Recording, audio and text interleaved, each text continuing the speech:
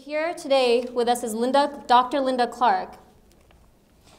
She is a professor of religion and Islam at Concordia University. She holds a PhD in Islamic studies with a specialization in Shiism from McGill University. Dr. Clarke has written many scholarly works on topics such as gender, law, and Sharia law in the West. Her latest publication includes 2 chapters titled Fundamentalism in Shiism and Fundamentalism, Khomeinism, and the Republic of Iran. In the book Fundamentalism, Perspectives on Contested History, she has also written a report based on extensive fieldwork on women wearing niqab in Ontario and Canada. Today, Dr. Clarke will be speaking on the topic of Sharia and the West, text and context. It is my pleasure to welcome Dr. Lynda Clarke to the podium. Salawat for Muhammad wa Ali Muhammad.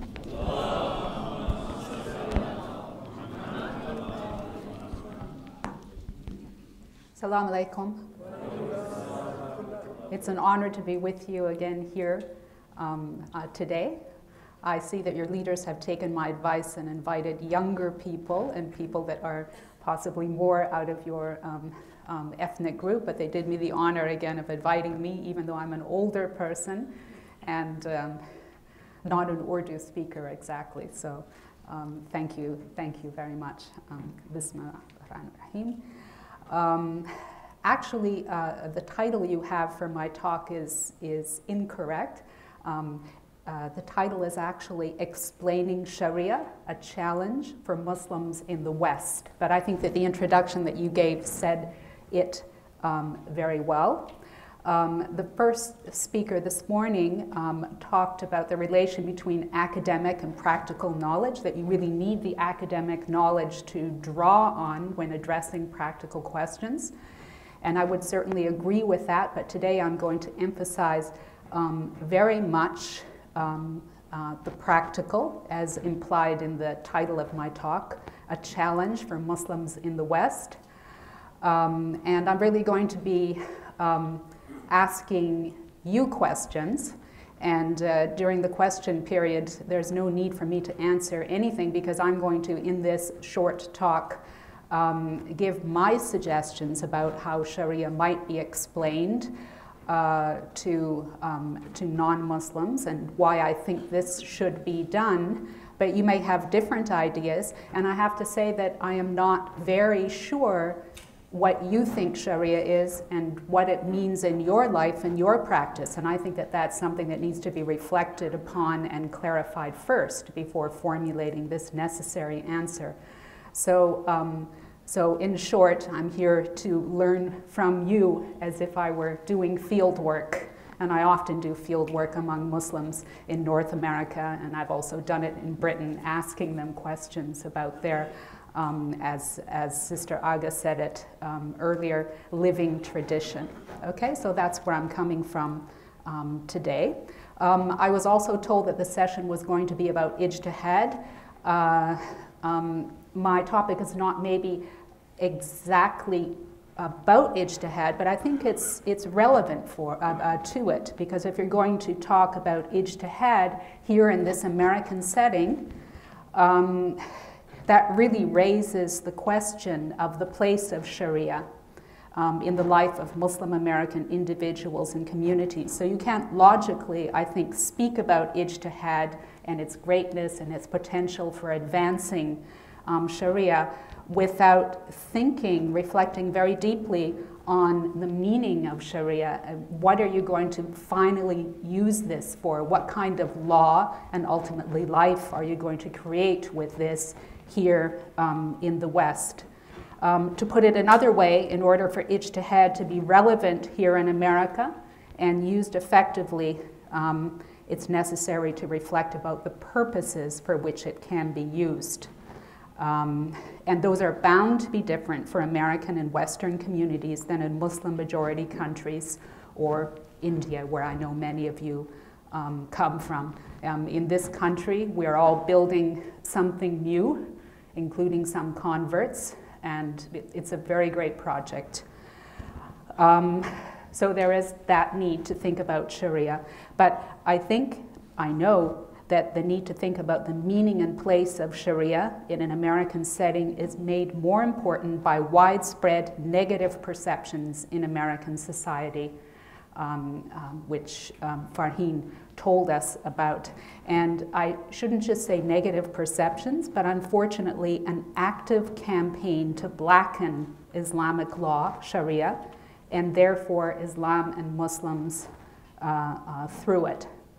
A lot has been written on this topic, but I would recommend to you a report titled The Roots of the Islamophobia Network in America, which is published by a liberal think tank called the Center for American Progress. That was published in 2011. I think I will submit the link to that. It's online to your leaders here so that you can read it. You're probably aware that legislation has been introduced in approximately 24 American states to ban Sharia. Are you aware of this? You are aware of that. Often it's introduced and then it doesn't really get very far because it's not realistic, but it's used for political purposes. But that movement continues. More seriously, there is, as described in the report I cited and other literature, a network, a formal network of funders. Here we're talking about tens of millions of dollars, scholars, or in my view, pseudo-scholars, grassroots organizations. I regret to say that many of those are evangelical Christian organizations, media outlets, and politicians working together to generate fear and hatred of Islam. Here I'm not talking a conspiracy theory, I'm talking about a certain network which has been described. And this campaign relies primarily on the idea that Muslims are loyal to Sharia instead of America. Have you heard that? You have heard it, yes. That somehow, it's so far from reality, that it's very bizarre, that somehow Muslims do not want to be American, but rather set up some kind of Sharia society or state or so forth. And then there's also the idea that the goal is to have Sharia infiltrate and take over American society. You may have heard the phrase creeping Sharia. Have you heard that? The idea, some of you at least have heard of it. The males seem to be more articulate here than the females. The females are nodding though, so that's okay. Yes, so that gives a kind of a sneaky, underground kind of tone to the whole thing.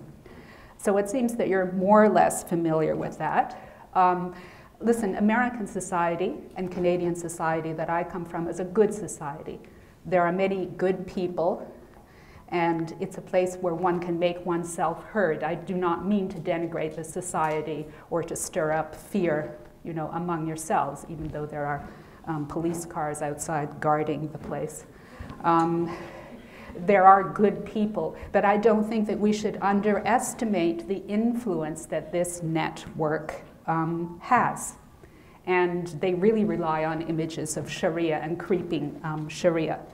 I'll give you some examples of the people who propagate it in case you're not aware, but it seems that you are quite aware. There's a certain television network that this theme can be heard through their programs quite frequently. Do you know, can you guess what that network is, or you know? I was going to give you the hint that it's a certain cunning animal, but it seems that you are, very much aware. I feel that I'm telling you what you already know, and it's also spread by prominent people, including members of Congress and members of the House of Representatives. And since you seem to be aware of it, I think I'll cut this short, but just for those of you who aren't aware, that would include figures as prominent as Michelle Bachmann, who was a member of the House of Representatives and a former runner for presidency through the Republican Party. She promotes this image and in fact raises money by using it. And also someone who has a PhD, but nevertheless thinks like this or uses this theme, and that is Newt Gingrich. So those are names that you know. So this problem exists, this image of Sharia.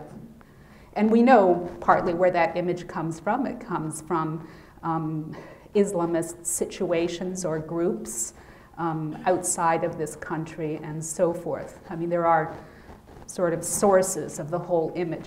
So here we are speaking about ijtihad and the potential of ijtihad. This is one way to address this problem for sure. This is valuable work that's being done here today. But I think that this perception should be addressed really directly and soon. Sometimes these images and the statements are so hateful, and I've done research into it and have heard things that I hope you haven't heard. Sometimes they're so hateful that you might think, look, let's kind of let the storm pass, let's sit, let's in Shiite fashion more or less practice taqiyya, go to our center, do what we do, and rely on things to work themselves out. But America's not the country for taqiyya. It's the place for talking, it's the place for free speech, it's the place for showing where you are. So you may disagree, or maybe it's a bad strategy, but, and you've got to remember that I am not a visible person as you are by name or by color or appearance or anything like that. So maybe my position is different from yours. But my thought is that this problem should be addressed. Now the question is how? That has to come from the different communities. It might come from a community such as this, because I know that this is a very highly educated elite community that can think about these things and address them. I'm going to give some suggestions which might be right or wrong.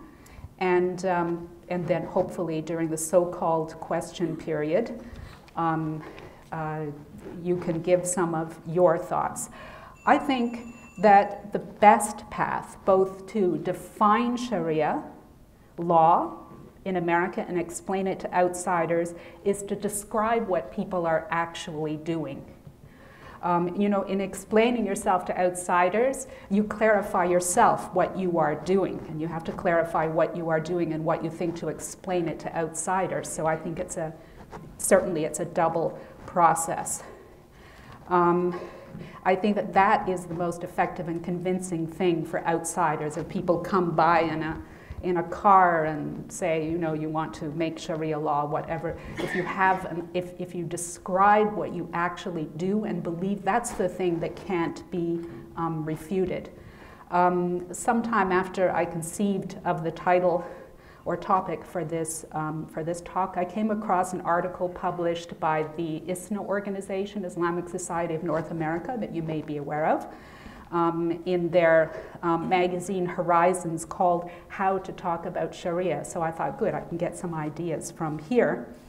And it's written by a person who is a professor of law at a Midwestern university. But I would, with respect to that professor, when I read it, I thought, this is really the way not to do it. No, it's a very good article, but it just doesn't seem to me to be effective. And I should tell you that when I looked further over the web, I saw that the Islamophobic and anti-Sharia or Sharia hysteria kind of sites and organizations had looked at that article and refuted it and sort of twisted it quite easily.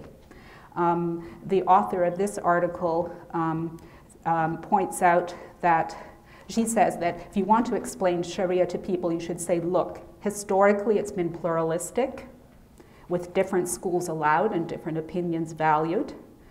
And it's also historically been a private rather than state law, so it doesn't necessarily require an Islamic state. And also, she says, you should differentiate when you speak to non-Muslims about Sharia between fiqh and Sharia. And you probably heard that distinction, that Sharia is the path, you know, the perfect divine law of God in Islam, as she puts it, that has a certain spirit, and fiqh is the actual rules. I think all those points are valid, but I don't think they're convincing. I think they can easily be refuted because they're vague, they're somewhat apologetic, and anyone can look at the discourse then of some Islamist or whatever and say, but this person says this, and historically this was not always true, and so forth. So I don't think that is effective. Again, I think that the way to go is for communities and individuals to state forthrightly what Sharia means for themselves personally in their own actual lives, in their living traditions. And then that way nobody is going to imagine, well, maybe fewer people will imagine, that when you come to this basement you are getting up some kind of plot to have Sharia take over America. Instead, they will have an image of what you actually do. I've actually done some research into this. What Muslims in the West, I did field research with assistants in Canada, America, and Britain, mostly Britain and Canada, asking ordinary Muslims, people of all stations of life and different ethnicities and so forth, what do you think Sharia is? What does it mean in your life? And then I wrote some articles about that because I thought it's very important to delineate the living tradition rather than just stay in theories and so forth. I'll tell you what I found, and I don't know if it would be more or less the same as Sharia means to you or what you do, but what I generally found, and we did almost 100 interviews, some of them short, some of them long, is that the heart of Sharia for everyone were the ibadat, the worship rituals, fasting, prayer, pilgrimage, and added to that dietary restrictions. That was what people constantly mentioned. That was the heart of the whole thing. And then apart from that, they saw Sharia, this is just ordinary people, not people who are going and studying. They saw Sharia primarily as an ethical guide. So they looked to the ethical parts of Sharia.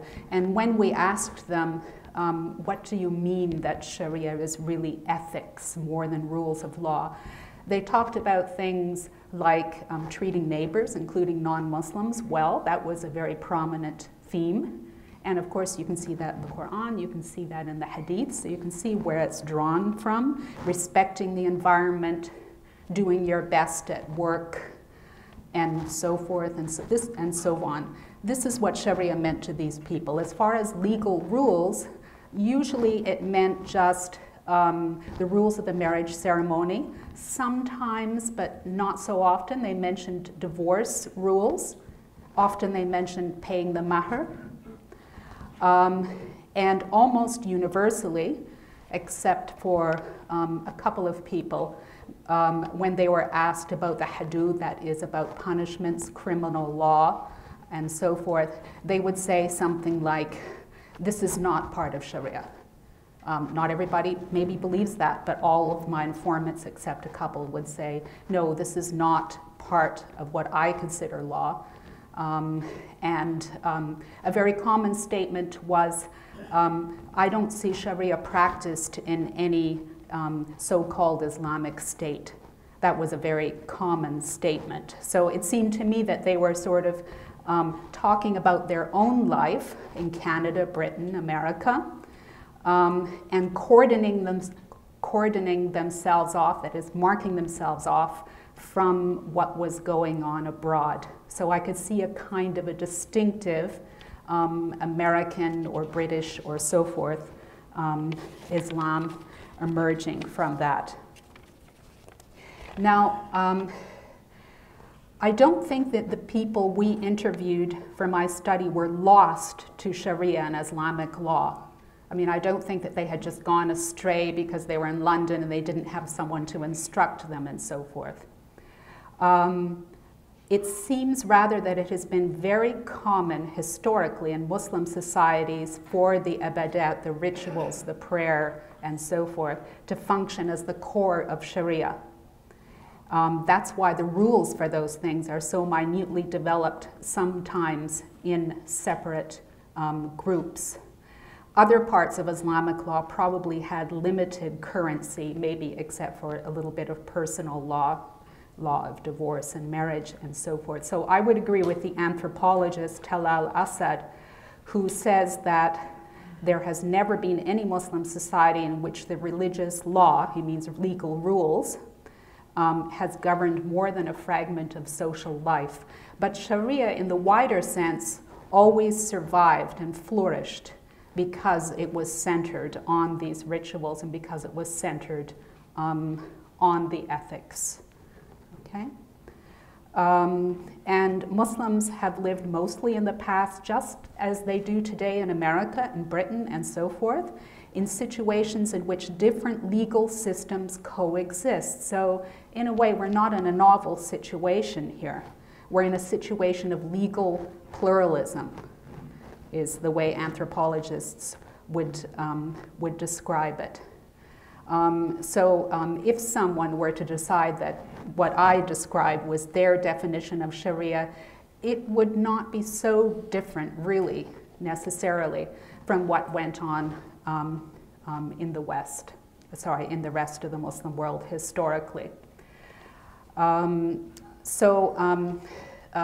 defining this law, I can mention offhand, really, ijtihad can play a vital role in the situation by elaborating relevant ethical or ethical legal topics. So the dynamism of the law can show through, even if Islamic law is, or Sharia is defined in the way that my informants that I interviewed defined it. Bioethics, for instance, is relevant to Muslim Americans, and that's a good place to activate and display the potential of ijtihad. One of our speakers talked about inheritance and single mothers. If that was worked on, this would be something that would help to form an American law. Okay, so as people are thinking about what Sharia means to them and how they practice it, so they have a real answer to give to people outside that dispels this image. Ijtihads can certainly help to develop that, although there are instances of ijtihad that are just not relevant to people here, really. There's a continuing debate about whether the blood price for non-Muslims in case of murder should be equal to that of Muslims. This is simply not relevant, but there are other things that are relevant. I think part of the answer is you have to be able to say, if this is what you believe, that certain parts of the law are rules that we don't think apply to us here and that we don't think are part of the heart of Sharia, as my informant spoke about hudud, but there could be other instances also. And this process should be undertaken consciously and soon. Featuring personal narratives is always effective in answering these questions. I wonder if it would be possible for some community, because somebody has to do it, maybe this community, maybe another one, to put a statement on its website really saying this is, after everyone gets together and discuss it, this is what we do when we do, so to speak, to Sharia. When we do Sharia. We fast, we go on the pilgrimage, we have some procedures or rules applying to marriage. Otherwise, if this is what you think, but you may think something different, otherwise, Sharia for us is an ethical path which is entirely consistent with an American life and in fact can contribute to an American life, because through our discussions of different ethical issues, we can enter into conversation with other groups about issues like the environment, poverty, and so forth. Just put that statement out there without being defensive and saying, this is the answer to all of these people who say that we are trying to get up a plot for Sharia takeover, and just kind of see what happens. There are, however, and this is my concluding remark, there are some groups, some people, I believe that there are a small minority who are Sharia or Islamic law maximalists. Some of those are in America, and they are very likely to make different statements that could be drawn on by these conspiracy theorists.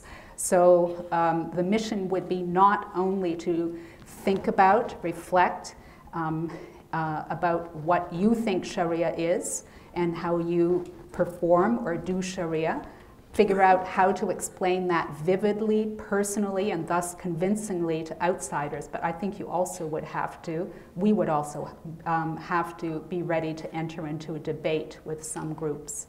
So thank you very much.